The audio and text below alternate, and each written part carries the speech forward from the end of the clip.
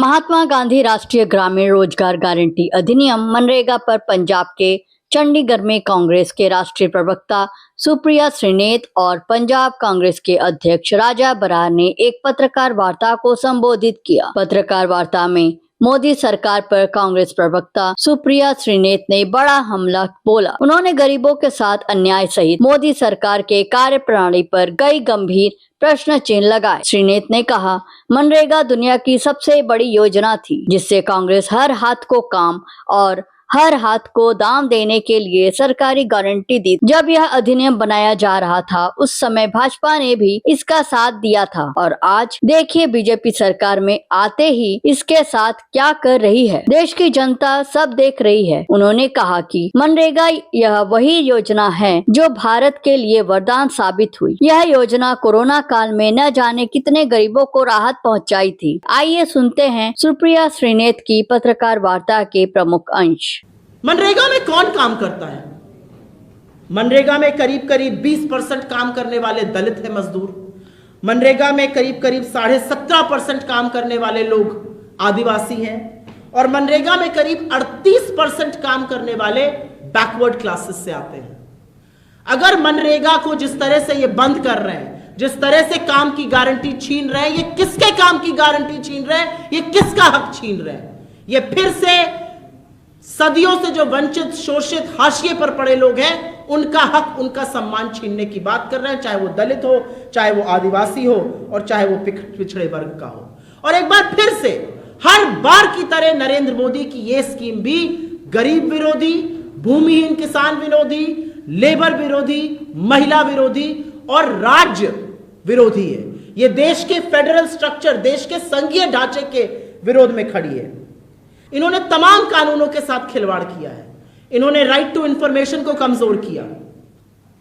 2004 से 2014 का जो समय था इस देश में, वो अधिकारों की क्रांति का समय था। It was the time of the rights revolution.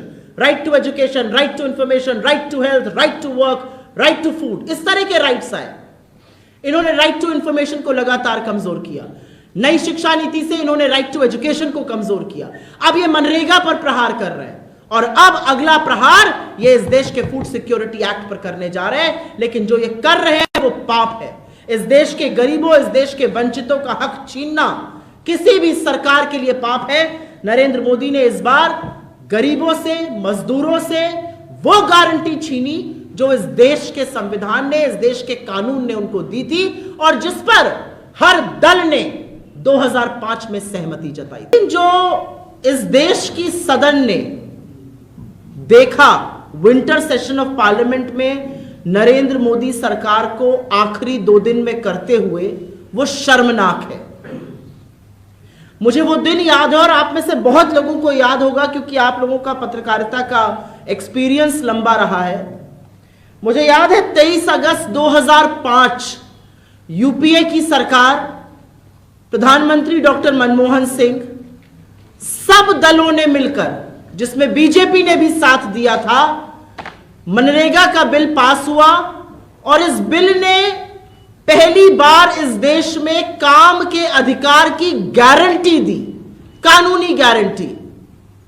यह दुनिया में सबसे बड़ी स्कीम थी जहां पर सरकार काम की गारंटी दे रही थी और बड़े बड़े स्लोगन्स इसमें थे, हर हाथ को काम दो, काम का पूरा दाम दो। और जब यह बिल पास हुआ तो मुझे आज भी याद है, मैं पत्रकार थी, टीवी पर मैंने देखा कि कैसे रोजगार जिंदाबाद के नारे हर तरफ से लग रहे थे। उस दिन 23 अगस्त 2005 को इस देश के संसद ने इस देश के लोगों के लिए इतना बड़ा अधिकार दिया और उसकी कानूनी गारंटी दी। Mahatma Gandhi national rural employment guarantee act, मनरेगा। इस स्कीम ने क्या किया? इसने गांव, देहात, ग्रामीण भारत की तस्वीर बदल दी। लेबर को पहली बार बार्गेनिंग पावर मिला। जो 40-50 रुपए में मजदूरी करने को मजबूर होते थे, मनरेगा ने एक सीलिंग लगाई कि इससे कम पर अब मजदूरी नहीं हो सकती है। लेबर को बार्गेनिंग पावर मिली, उसको सम्मान मिला, ग्रामीण भारत की तस्वीर बदली। ग्रामीण इकोनॉमी, रूरल इकोनॉमी में एक जबरदस्त अपसर्ज आया। ग्रामीण इलाकों में 14% लोगों की आय बढ़ी। 26% गरीबी कम हुई। और जब कोरोना काल आया तो यही मनरेगा संजीवनी बन के खड़ा हुआ।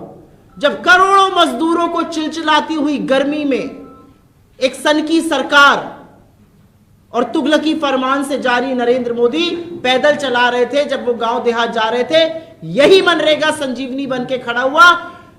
जो ग्रामीण इकोनॉमी थी वो तो फिर भी संभली रही, जो शहरी इकोनॉमी थी वो पूरी तरह से कोलैप्स कर गई और हमारा जीडीपी, अगर आपको याद हो, -24 हो गया था। और मनरेगा की सबसे कमाल की बात है कि 50% काम मनरेगा में औसतन हर राज्य में महिलाओं को मिला। ऐसी कोई स्कीम दुनिया में नहीं चलती है, इतनी बड़ी स्कीम जिसने ग्रामीण भारत की तस्वीर बदल के रख दी। प्रधानमंत्री मोदी, जैसा कि अध्यक्ष जी ने बताया, कहते थे ये कांग्रेस की विफलताओं का पुलिंदा है। यह अलग बात है कि जब जब इस देश पर विपत्ति आई, मनरेगा चट्टान बन के खड़ा रहा। और मोदी जी ने भी इसमें पैसा डाला, डालने को मजबूर हुए, ना डालते तो रूरल इकोनॉमी बैठ जाती। लेकिन यह सब करने के बावजूद अब उन्होंने जो पाप किया है वो सोच से परे है। Mahatma Gandhi national rural employment guarantee act को बदलकर विकसित भारत गारंटी रोजगार आजीविका मिशन ग्रामीण रख दिया है। क्या करना चाह रहे हैं ये? आपको क्या लगता है ये सिर्फ महात्मा गांधी का नाम हटाने तक सीमित है? बिल्कुल नहीं। ये स्कीम मनरेगा में जो कानून की गारंटी है, जो कॉन्स्टिट्यूशनल लीगल गारंटी है, उसको खत्म कर रही है। यह नया बिल विपक्ष से कोई चर्चा नहीं की गई, उसके बावजूद लाया गया। सिविल सोसाइटी से कोई चर्चा नहीं की गई, उसके बावजूद लाया गया। इस नए बिल में स्टेक होल्डर, जो प्रभावित लोग हैं, जो भूमिहीन किसान हैं, जो मजदूर हैं, जो श्रमिक हैं, उनके साथ कोई चर्चा नहीं की गई। वैसे ही लाया गया जैसे 3 काले कानून लाए गए थे, बिना किसी से चर्चा किए, सनक के चलते। और वही सनक है जिसने 20 साल बाद एक इतना बढ़िया कानून जो इस देश को सशक्त बनाता है, उसको बदलने की कवायद की जा रही है। यह अलग बात है कि महात्मा गांधी से संघ का पुराना बैर है। इन्हीं की विचारधारा से प्रेरित होकर गोडसे ने गांधी को 3 गोलियों से मार डाला था। चौथी इन्होंने चलाई है महात्मा गांधी की वैचारिक सोच को खत्म करने की, इतनी बड़ी स्कीम से उनका नाम हटाने की। लेकिन शायद मोदी जी भूल जाते हैं कि इतिहास योजनाओं से, इमारतों से नहीं बनता है। इतिहास सीमेंट और चूने से नहीं बनता है, इतिहास इरादों से बनता है। इतिहास उस आदमी से बनता है जिसने एक धोती पहनकर पूरी ब्रिटिश हुकूमत को घुटने टेकवा दिए, इस देश से निकाल बाहर किए। इतिहास उस आदमी से बनता है जिसको रविंद्रनाथ टैगोर ने महात्मा कहा और सुभाष चंद्र बोस ने बापू कहा। इतिहास उस व्यक्ति से बनता है जो अहिंसा और सत्य का पुजारी था और जिसकी विचारधारा पर कांग्रेस पार्टी चलती है। आप महात्मा गांधी को एक योजना से निकाल सकते हैं, आप महात्मा गांधी का नाम इस देश की तकदीर, इस देश की आत्मा से नहीं मिटा सकते। और उसका प्रमाण है कि जब आप विदेश जाते हैं तो आपको गांधी की मूर्ति के आगे सिर झुकाकर नमस्कार करना पड़ता है, क्योंकि उसी से आपको लेजिटिमेसी, उसी से आपको वैधता मिलती है। जब कोई बड़ा व्यक्ति, अभी पुतिन आए, उसके पहले अमेरिकन प्रेसिडेंट आए थे, उनको आकर राजघाट पर जाकर शीश झुकाना पड़ता है, क्योंकि गांधी इस देश की आत्मा है, गांधी इस देश की नैतिक धुरी है। गांधी के आगे दुनिया शीश झुकाती है, आपको मजबूरन झुकाना पड़ता है। लेकिन समय मिलते ही आप गांधी के नाम को हटा देते हैं।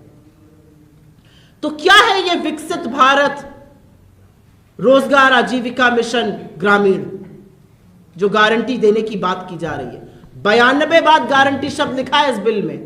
गारंटी एक नहीं है, गारंटी खत्म की जा रही है। 3 शब्दों में अगर बोलना चाहूं तो ये जो नया बिल आया है, जिसके थ्रू मोदी जी लोगों के हक मारना चाहते हैं, ये केंद्र सरकार को पावरफुल बनाना चाहता है, केंद्र का इंटरफेरेंस बढ़ाएगा, राज्यों के ऊपर ठीकरा फोड़ेगा खर्चे का, और मजदूरों से जो उनकी कानूनी गारंटी है वो लेकर उन पर शर्तें लाद देगा।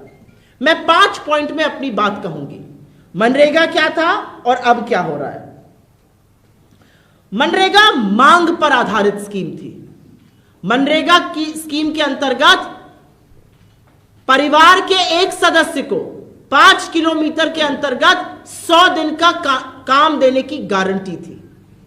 और इसका जो पैसा था उस पर अभी मैं चर्चा करूंगी, वो केंद्र सरकार से आता था। कोई भी व्यक्ति अगर काम चाहता, उसको फॉर्म भरना होता और सरकार को काम देना होता और भुगतान करना होता, और अगर सरकार काम नहीं दे सकती थी तो इस कानून में यह गारंटी थी कि भुगतान सरकार को करना पड़ेगा। यह मनरेगा था। It was a demand based scheme. Hindustan का नागरिक जो गांव देहात में रहता था वो हक से काम मांग सकता था और सरकार को उसको 100 दिन का काम देना पड़ता था। अब क्या स्कीम है? अब ये जो लाए हैं विकसित भारत बीबीजी रामजी स्कीम, इस स्कीम में पहले से निर्धारित मापदंड है, पहले से फंड आवंटित हो जाएगा, उसके अतिरिक्त कोई पैसा केंद्र सरकार नहीं देगी। फंड खत्म, काम खत्म। मनरेगा में फंड अगर कम पड़ता था, रेज होती थी डिमांड, काम बढ़ रहा है, पैसा सरकार को रिलीज करना पड़ता था। और सच यह है क्योंकि इकोनॉमी का इतना बुरा हाल है, मनरेगा में लगातार काम बढ़ रहा था। तो नई स्कीम में पैसा खत्म, आवंटित, काम खत्म। और यह केंद्र सरकार तय करेगी कि किस राज्य को कितना काम करना है। और नरेंद्र मोदी जी का ट्रैक रिकॉर्ड देखते हुए ये तो आप मुझसे बेहतर जानते हैं कि वो किन राज्यों को काम ज्यादा करने देंगे, किन से कम कराएंगे। बीजेपी की सरकारें काम ज्यादा करेंगी, गैर बीजेपी सरकारों को फंड भी कम आवंटित होगा, वो काम भी कम करेंगी। दूसरी बड़ी बात, मनरेगा में 100% मजदूरी का पैसा, दो तरह के खर्चे होते हैं मनरेगा में। 100% मजदूरी का पैसा केंद्र सरकार से आता था, लेकिन जो सामग्री और एडमिनिस्ट्रेशन, प्रशासन का पैसा होता था, मान लीजिए कोई पुलिया बन रही है, जो मजदूरी का पैसा होगा, वेजेस होंगे, वो केंद्र सरकार से 100% आएगा। लेकिन जो पुलिया बनने में सामग्री आएगी और जो एडमिनिस्ट्रेशन का खर्चा होगा, उसमें 25% एलोकेशन होता था। अब क्या इन्होंने कहा है कि अब पूरी स्कीम में 60-40, 60-40 के रेशियो में खर्चा होगा। 60% खर्चा केंद्र सरकार करेगी, 40% राज्य करेंगे। यह शायद सुनने में छोटा लगे, लेकिन मैं एक उदाहरण के साथ इसको जरूर बताना चाहती हूं। मान लीजिए पंजाब में 10,000 करोड़ रुपए का मनरेगा का काम हुआ, 7,000 करोड़ रुपए इसमें मजदूरी और 3,000 करोड़ रुपए इसमें सामग्री आई। तो 7,000 करोड़ रुपए मनरेगा के अंतर्गत पूरा पैसा भुगतान केंद्र सरकार करती, और जो 3,000 करोड़ रुपए है उसका 75% केंद्र देता, 25% राज्य देता। तो केंद्र उसका मोटा मोटा 2,250 करोड़ देता और राज्य उसका 750 करोड़ देता। तो 10,000 करोड़ रुपए अगर मजदूर के लिए खर्चा हुए, कानून की गारंटी के तहत खर्चा हुए, तो राज्य के ऊपर बिल आता 750 करोड़ और केंद्र के ऊपर आता, जो मैंने आपको बताया, 7,000 प्लस 2,250 करोड़ मिला के 9,250 करोड़। अब इस नई स्कीम में अगर 10,000 करोड़ रुपए खर्चा होगा तो सीधे सीधे केंद्र देगा 6,000 करोड़ रुपए, जो केंद्र 9,250 करोड़ रुपए दे रहा था। और राज्य का बिल 750 करोड़ रुपए से बढ़कर तुरंत 4,000 करोड़ रुपए पे पहुंच जाएगा। 750 करोड़ के बजाय राज्य अब 4,000 करोड़ रुपए देगा, 430% इंक्रीज के साथ। यह कैसे हो सकता है? सारे सेस आप रखेंगे, सारे एडिशनल टैक्सेस आप रखेंगे, पेट्रोल डीजल पर एडिशनल और जो स्पेशल एक्साइज ड्यूटी लगाते हैं वो आप रखेंगे, और खर्चा राज्य करेंगे। राज्य खर्चा करेंगे, फोटो मोदी जी की छपेगी। यह कैसे हो सकता है? राज्यों का राजस्व, राज्यों का रेवेन्यू लिमिटेड होता है, यह कैसे किया जा सकता है? लेकिन यह भी हो रहा है। तीसरी बड़ी चीज जो मनरेगा ने करी, मनरेगा ने लेबर को सम्मान दिया, बार्गेनिंग पावर दी, महिलाओं को हक दिया, कानूनी गारंटी दी, सब कुछ किया। मनरेगा ने एक और बहुत बड़ा काम किया। मनरेगा ने जो हमारे लोकतंत्र की ग्रासरूट डेमोक्रेसी है, जो पहली कड़ी है, ग्राम सभाएं और पंचायतों को मजबूत किया। क्योंकि जो भी काम होता था वो ग्राम सभा और पंचायतों के थ्रू होता था। वो तय करते थे, क्योंकि उनको लोकल चीजों की ज्यादा नॉलेज थी, ज्यादा समझ थी। वो तय करते थे कौन सी स्कीम कैसे होगी, उनके थ्रू होता था। अब ये जो नया बिल लेकर आए हैं, इसमें क्या हो रहा है? इसमें जीआईएस टूल्स, प्राइम मिनिस्टर गति शक्ति, केंद्र के डिजिटल नेटवर्क, ये सब अनिवार्य है। इसमें जियो टैगिंग होगी, इसमें एआई ऑडिट होगा, इसमें डैशबोर्ड होगा, इसमें बायोमेट्रिक होगा। जो व्यक्ति एक दिन की दिहाड़ी करना चाहता है, मजदूरी करना चाहता है, क्या वो एआई, जियो टैगिंग, बायोमेट्रिक ये सब कर पाएगा? अभी एसआईआर चल रहा है ना देश के कितने जगहों पर, कितने लोग फॉर्म भर पा रहे हैं, बीएलओ पढ़े लिखे फॉर्म नहीं भर पा रहे हैं। तो अगर आपकी तकनीकी समझ उतनी नहीं है तो आपको काम नहीं मिलेगा। यह कहना चाह रही है मोदी सरकार। एआई से भी लोगों को प्रताड़ित करना चाह रही है। एक और बहुत बड़ी चीज इसमें हो रही है, मनरेगा में पूरे साल आपको काम की आप डिमांड कर सकते थे। नए वाले कानून में सरकार खुद कह रही है कि 60 दिन अनिवार्य रूप से आपको कोई काम नहीं मिलेगा। वो कह रहे हैं कृषि के मौसम पर यह आधारित है। अब सरकार तय करेगी कि मनरेगा का मजदूर या इस देश का मजदूर या इस देश का श्रमिक कहां काम करेगा। उसको चॉइस नहीं देंगे आप। वो सार्वजनिक काम करना चाहता है, वो पब्लिक यूटिलिटी वर्क करना चाहता है, वो सरकारी काम करना चाहता है, आप उसको जबरदस्ती ये कह रहे हैं कि जाओ प्राइवेट सेक्टर में काम करो, जाओ प्राइवेट सेक्टर में दिहाड़ी करो। क्या सरकार चीप लेबर सप्लायर बन गई है? क्या हुआ उसकी चॉइस का? क्या हुआ एक मजदूर के सम्मान का? क्या हुआ उसकी डिग्निटी का? क्या हुआ उसकी आय का? 60 दिन का निलंबन अनिवार्य, यह सरकार कह रही है। अभी काम बंद है, आप लोग अपने हाथ सेकिए, जब काम शुरू होगा तो हम देखेंगे। एक बहुत बड़ा जुमला इसमें जो फेंका गया, और प्रधान साहब ने उसके बारे में पंजाब के परिवेश में बहुत अच्छे से बताया और लुधियाना के बारे में भी बताया। मैं एक मोटा फिगर इंडिया के बारे में बता देती हूं। सदन में सांसदों से कहा गया, आप तो 100 दिन का काम देते थे, हम 125 दिन का देंगे। अब इन जुमले की असलियत समझिएगा। ये लोग जुमला वीर हैं, ये जुमले फेंकते हैं और हेडलाइन बनाते हैं।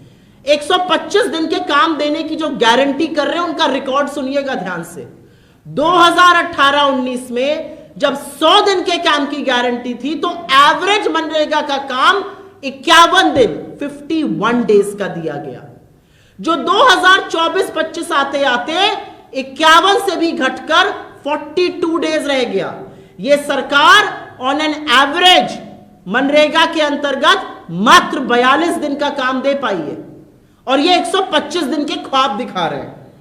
तो इन लोगों से झूठा, इन लोगों से बड़ा जुमलेबाज शायद ही कोई हो। और अब मैं बात करना चाहती हूं जो मेरे लिए बहुत निजी विषय और मुझे लगता है आप में से बहुत सारे लोगों के लिए होगा। इनका कहना है हम प्रभु राम का नाम ला रहे हैं इसमें। प्रभु राम क्या है?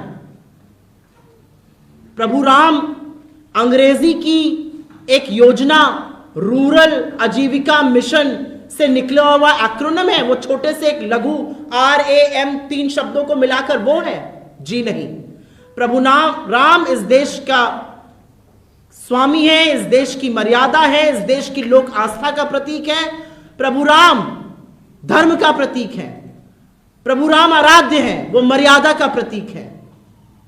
उनको आप एक एक्रोनिम बनाना चाहते हैं। ये किस तरह से हिंदू धर्म का अपमान कर रहे हैं, कोई समझ पा रहा है यहां पर?